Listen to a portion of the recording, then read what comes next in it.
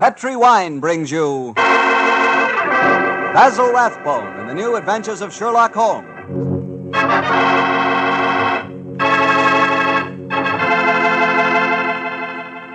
The Petri family, the family that took time to bring you good wine, invite you to listen to Dr. Watson tell us another exciting adventure he shared with his old friend, that master detective, Sherlock Holmes.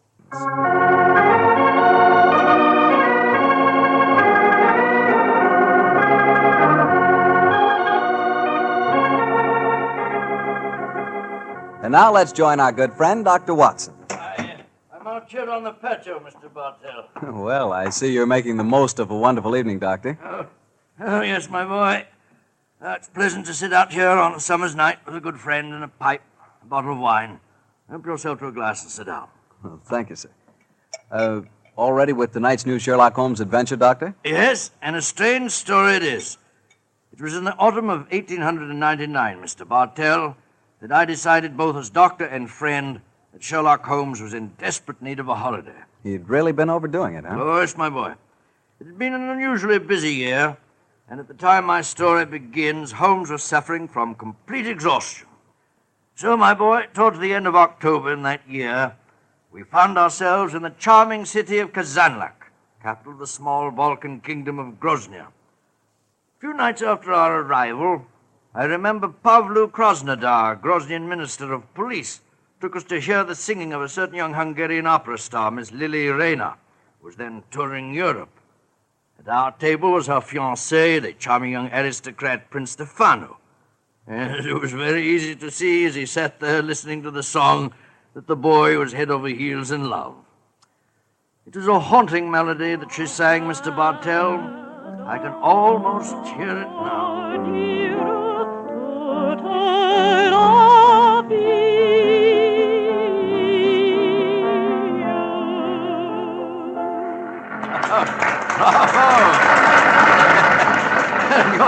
You're a very lucky man, Prince Stefano. Your fiancée's voice matches her beauty. Oh, yes, Dr. Watson. I consider myself the most fortunate man in Grozny. She has a magnificent voice, the finest singing I can recall since... Since when, Mr. Holmes? I was thinking of a prima donna of the Warsaw Opera who attained considerable success in London, Miss Irene Adler. Oh, by George, yes. She was a criminal, one of the few that outwitted you, Holmes. Oh, that was a case that would have interested you, Mr. Krasnodar. I'm familiar with it, my dear doctor. You are unusually solemn tonight, Krasnodar. Have a glass of wine, and I will bring Lily to our table, and we will toast our happiness. I'm afraid I cannot drink to that toast, Prince Stefano. Why not? Oh, I know why. You, the notorious lady killer of Grozny, are jealous. You're in love with Lily yourself. Prince Stefano, I have sad news for you. I have come here tonight, but for one purpose. To arrest your fiancée. Huh? You're joking. It is far from a joke. At my ministry, we have evidence, conclusive evidence, that Miss Lily Rayner is a spy. Spy? Good Lord. And the penalty for spying in Grozny? That, my friend, is why I would drink no toast. In Grozny, the penalty for espionage is death.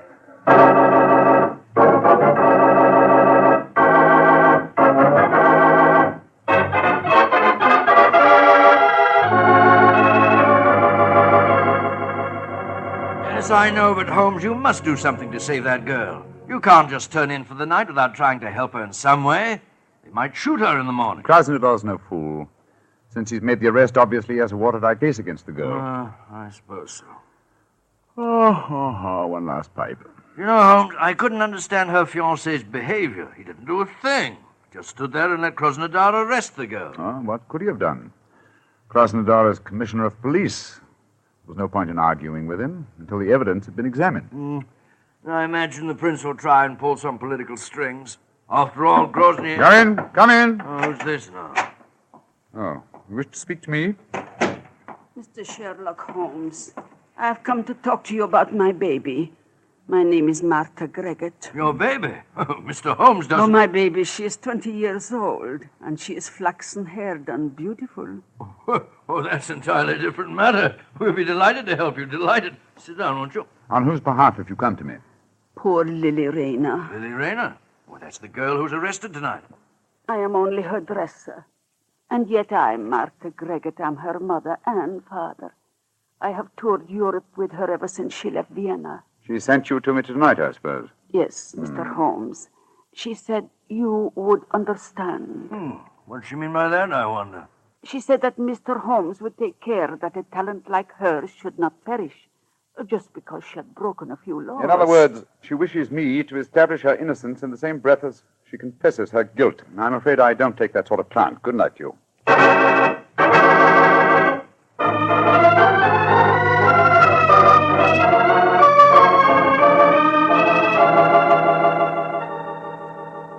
Mr. Holmes, Dr. Watson, Krasnodar? I am glad that you came to my office this morning.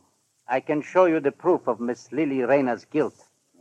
As distinguished foreigners, I should like you to know that though the penalty for political crimes is swift and severe, we are most careful that the incriminating evidence is beyond question. You see these letters? Yeah. We found them sewed into the bodies of her gown. Oh, good gracious me. They're a series of highly dangerous letters from Joseph, the leader of the Revolutionary Party with whom she is obviously hand in glove. Here, you may examine them if you wish. Right. Say, it looks like Greek to me. My knowledge of the Grosnian language is far from perfect, but these letters certainly seem to incriminate their owner beyond doubt. You will observe that the letters have followed her to each of the cities in which she has been singing. All of them ask questions as to the military garrisons and the chances of a successful revolution. She has been a dangerous spy. Yes, I can see that, sir. But even so, isn't the death penalty excessively severe, particularly for a woman? Dr. Watson, the Balkan states are a hotbed of European intrigue. Our penalties must be severe, and we cannot make concessions to the sex of a culprit. This man Joseph, the writer of these letters, have you been able to find any trace of him? None. If only we could. But we have never even seen the man. However, we are fortunate to trap his assistant and apparently the lady of his choice. Lady of his choice, but she was engaged to Prince Stefano. Undoubtedly a blind. In her home, we found an unsigned love letter in English. It was in the same handwriting as these letters from Joseph. Are you satisfied, Watson? Well, I suppose. Obviously, she's guilty. Well, there's no place for me in this affair, particularly when you consider that she made a virtual confession in sending her dress to me last night. I suppose you're right. If you want to trap this man Josip, I should think you'd be wiser to hold the girl as a hostage. It might bring him on the scene if he's afraid she'll talk. If you hang her, you'll never find him. Dr. Watson, in my country we found that prompt justice gets the best results. And for your edification, we do not hang in Grozny. No? The death penalty is exacted at the hands of a firing squad. And when is the execution to take place? You have timed your visit well, my friends. Please to step onto the balcony. Oh, dear.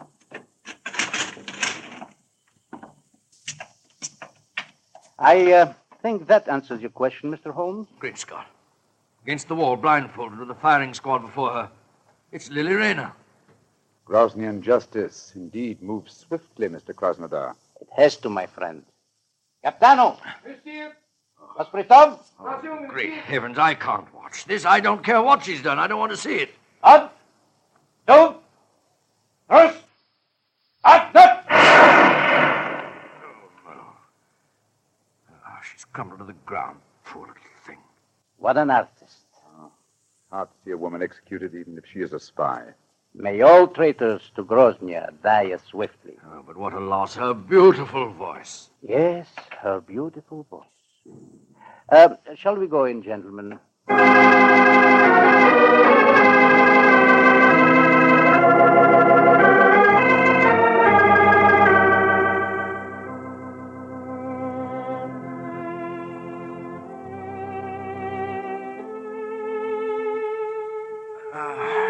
You know, Holmes, I can still see that poor girl as she crumbled before the firing squad.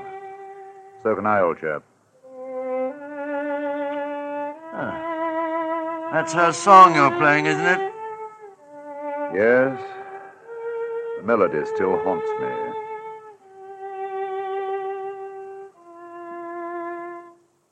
You blame me, don't you? Blame you for what? For not preventing her death. Oh, of course I don't blame you, Holmes. The girl was guilty. Grosnian law prescribes the death penalty for her crime. After all, what could you have done about it? Nothing. Absolutely nothing. And yet, And yet what? I wonder if she was right. I wonder if artistry such as hers isn't of greater value to humanity than spying in any cause. It's not much good worrying about that now, is it? The girl's dead and buried.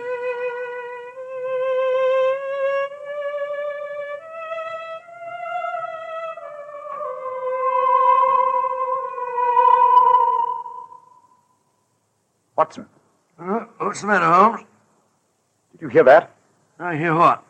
I can swear that I heard the dead girl's voice. She was singing her song to my accompaniment. Oh, dear. Your nurse must be in a very bad state, Holmes. Hearing voices indeed. You'd better turn in for the night. Perhaps. Well, it may be more my conscience than my nerves. I'll give you a sleeping draught if you like. No, my dear Shepard. I'm all right. It's funny, though. I could have sworn that... Oh, well. Play some more of that tune, will you, Holmes?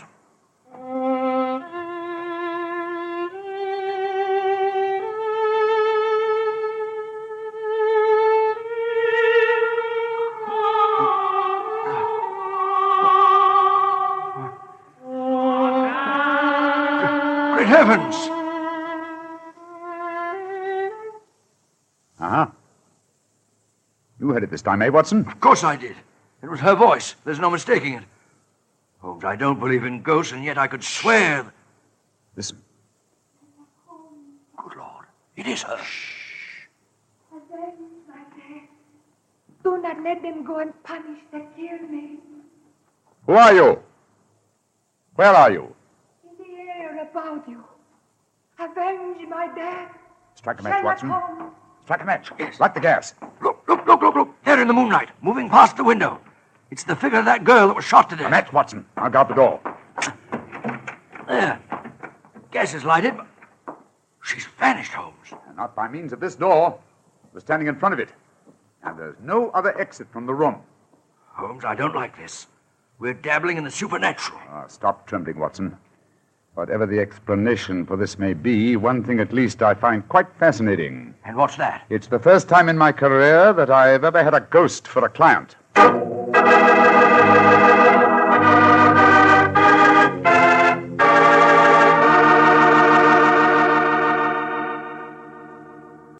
Well, Dr. Watson, so you had a ghostly visitor calling on you at the hotel that night, huh? Yes, my boy, and I confess I was so badly shaken by the experience that I hardly slept a wink all night. Well, the next morning, after an early breakfast, Holmes and I located the proprietor of our hotel and began to question him as to the history of the building. I've admired the architecture of this building ever since we came here.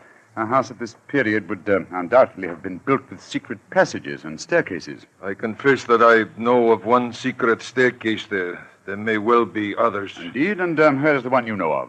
Do you wish to explore it, gentlemen? Oh, very much. My friend and I are most interested in such things. Follow me, please. These stairs lead to our wine cellars.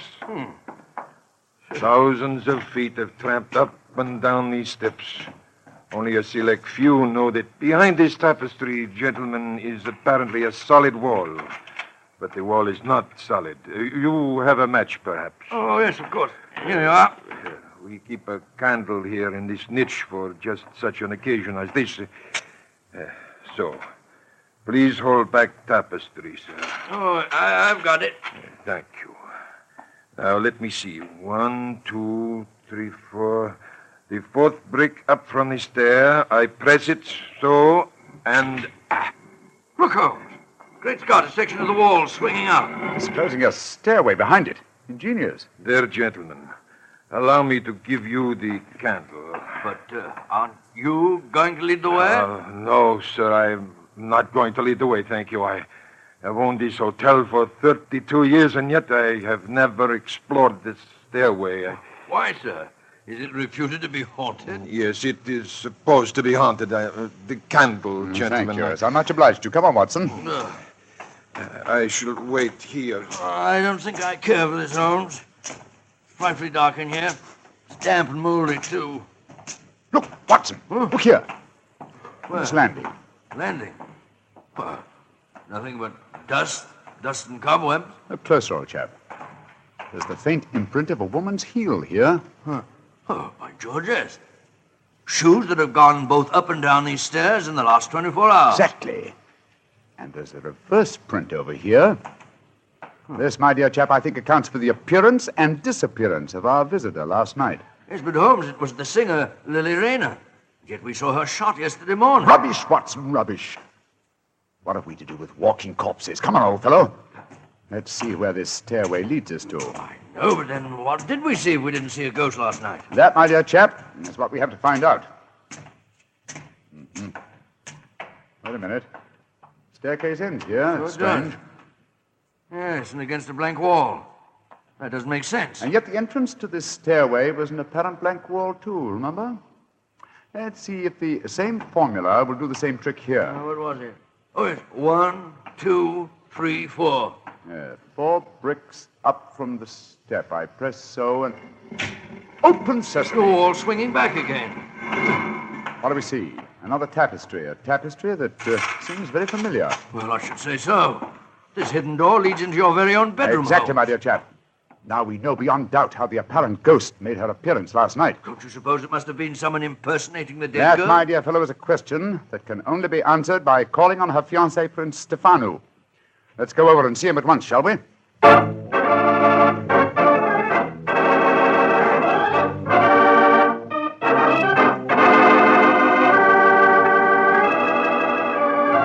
Prince Stefano, I dislike to intrude upon your personal tragedy, but I must ask you a few questions. Ask your questions. Did your fiancée have a sister who may have resembled her? No. She had no living relatives at all, Mr. Holmes. Well, tell me this. Who inherits her estate, sir? Her dresser, a faithful old woman by the name of Martha Gregor, who looked after her for some years. I see. Did Miss Rayner have an understudy? As a singer, she could have no understudy. She was irreplaceable. You say as a singer. Was she also an actress? Oh, but yes, Mr. Holmes. Oh, really? How very unusual for an opera singer. Quiet, Watson, please. The first time I saw her was in Tosca. She was not another baroness, but her performance was a very promising one, considering her age. In my country, of course, she was not able to appear in anything but opera because she could not speak Ruthenian. She didn't speak Krosnian. Now I have the answer. The answer? Yes, to what? To this entire story, from the arrest of your fiancée to certain strange visitations at my hotel last night. What do you mean, Mr. Holmes? If you come to my hotel room tonight, my dear Prince, I can safely promise to make the whole matter clear to you. And I dare go a little further. I think that I can even help you to find consolation in your bereavement.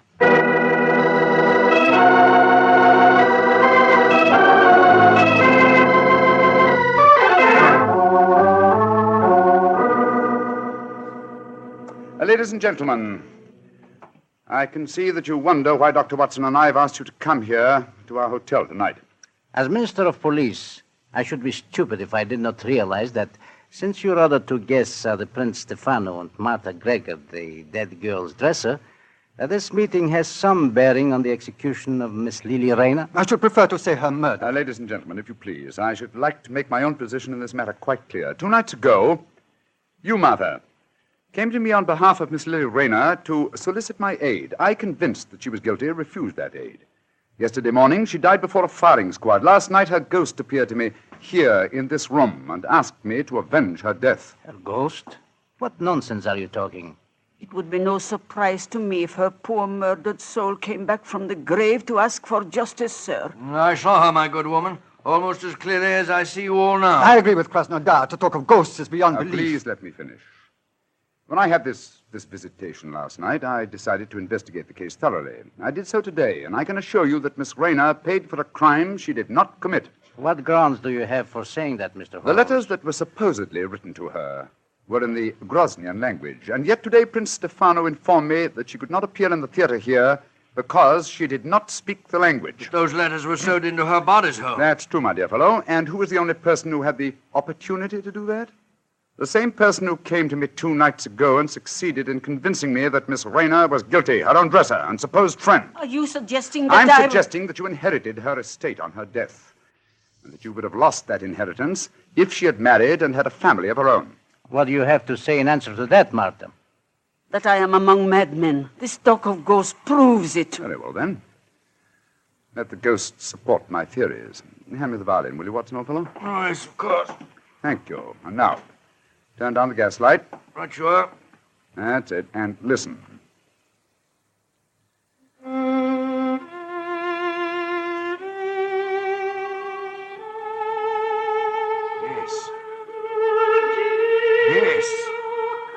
That's her voice.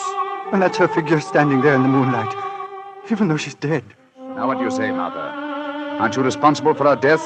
If a ghost can sing, I'm sure it can also talk. I did do it. The letters belong to me. I sacrificed my own baby for gold. May heaven have mercy on my soul. A confession in front of 4 witnesses. Why not take her away, Krasnodar? We'll testify later. I will. Come with me, Martha. I killed my own baby. I deserve to die. Well, shall I turn up the gas, Holmes? Ask Prince Stefano. No, do not turn it up. I've seen and heard the ghost of my beloved when the lights were down. I'm not afraid. Please play her melody again, Mr. Holmes.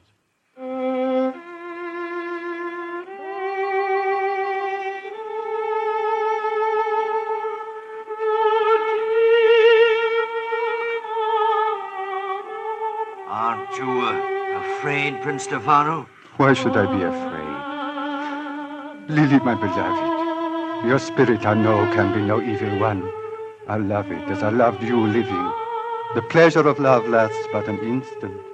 Love's regrets last for a lifetime. This is now my lifetime, brightened by your gracious ghost. I'm sure this is a very touching scene, but it's getting dreadfully maudlin. All right, Miss Rayner. You may come from behind the tapestry now. Watson, old chap, turn up the gaslight. There's a good fellow. Right you are, Holmes. Prince Stefano, permit me to reintroduce you to your far from ghostly fiancée, Miss Lily Rayner. Lily, my beloved, you're not dead. No, I am not dead. Though I cannot see how Sherlock Holmes fathomed my secret. And there, my dear young lady, you're in exactly the same boat as I am. Surely the answer is obvious. You gave me the key yourself, Prince Stefano. I did, but how, Mr. Holmes? When you informed me that Miss Rayner had once played the title role in Tosca. Tosca, what's that got to do with anything, Consider Holmes? the plot, Watson. A minister of police who is very susceptible to a lady's charms arranges a false execution. Knowing Mr. Krasnodar's weakness, Miss Rayner, you prevailed upon him to do likewise. Well, then the whole execution was a piece of pantomime. The rifles must have contained blanks. That's right, old fellow. And what should have heightened my suspicion, Miss Rayner, was the fact that at the moment of your apparent death, Mr. Krasnodar quoted a line from Tosca. He said, "What an artist." I was not perceptive enough at the time to evaluate the remark correctly, I'm afraid. When the simulated execution took place, you were free, but assumed dead. But why should I indulge in such a trick, Mr. Holmes? You reasoned that had you come to me directly, I might easily have turned you over as a fugitive from justice. And when you decided to dramatize the situation and appear last night as an apparent ghost, you knew it would, well, at the very least, stimulate my curiosity. It would cause me to investigate the matter and possibly to learn the truth and clear you from suspicion. Well, yes, but Holmes, if she's innocent, how about the love letter in English, which was in the handwriting of Josip, the revolutionary leader? Well, I can see only one explanation for that. You, Prince Stefano, are that mysterious revolutionary Josip. Stefano! Oh, no, that is not possible. Mr. Holmes, you're a visitor in my country. I do not suppose you will be staying here much longer. Stefano, all these months you deceived me. Silence, Lily. Gentlemen, I hope for your own sake you will not be staying here much longer. Oh. I've been threatened by far more imposing adversaries than you, Mr. Stefano. I suggest that you leave my room. It's none of my business dabbling in Groznian political affairs. Your secret is safe. In any case, I came to Grozny for a holiday. Goodbye.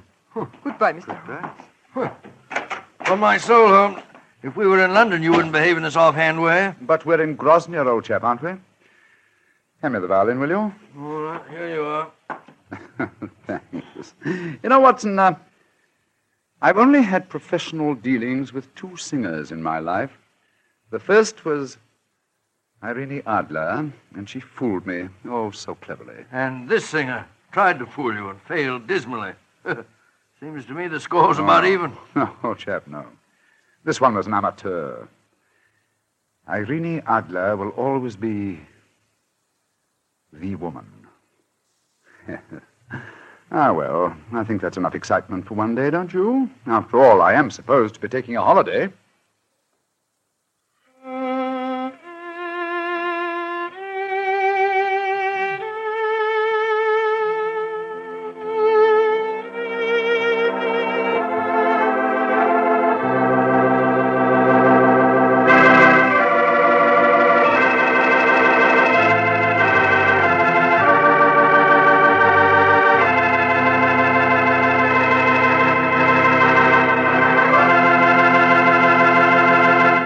Doctor, that was a swell story. And I'll bet that you were a lot more interested in the beautiful Lily than your story tonight would have us believe. Well, of course I'm interested in a beautiful woman. But then what man isn't? Check. But don't worry about me, Mr. Bartell. You know, being a family man, I just naturally associate a beautiful woman and home. And that makes me think of hospitality. Well, what do you mean by that? Well, according to you, I'm interested in home life. You're primarily interested in wine. Put us together, and we're interested in... Wine in the home. Isn't that an important part of hospitality? That I admit. Well, Dr. Watson, what new Sherlock Holmes adventure do you have lined up for us next week? Next week, Mr. Bartell, I'm going to tell you a most unusual story in which Sherlock Holmes crossed swords with a famous Frenchman and proved that although the English have been called a nation of shopkeepers, that a murder did not always prove to be a good bargain.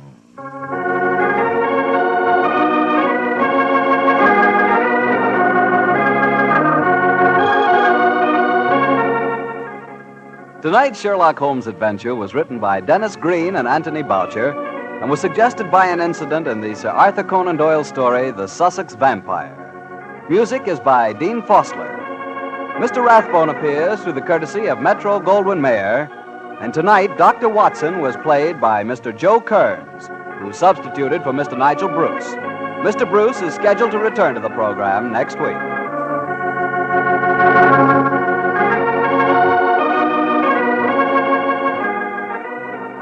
The Petri Wine Company of San Francisco, California, invites you to tune in again next week, same time, same station.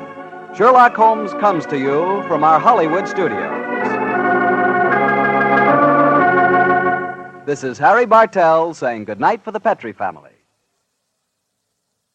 For a solid hour of exciting mystery dramas, listen every Monday on most of these same stations at 8 o'clock to Michael Shayne, followed immediately by Sherlock Holmes.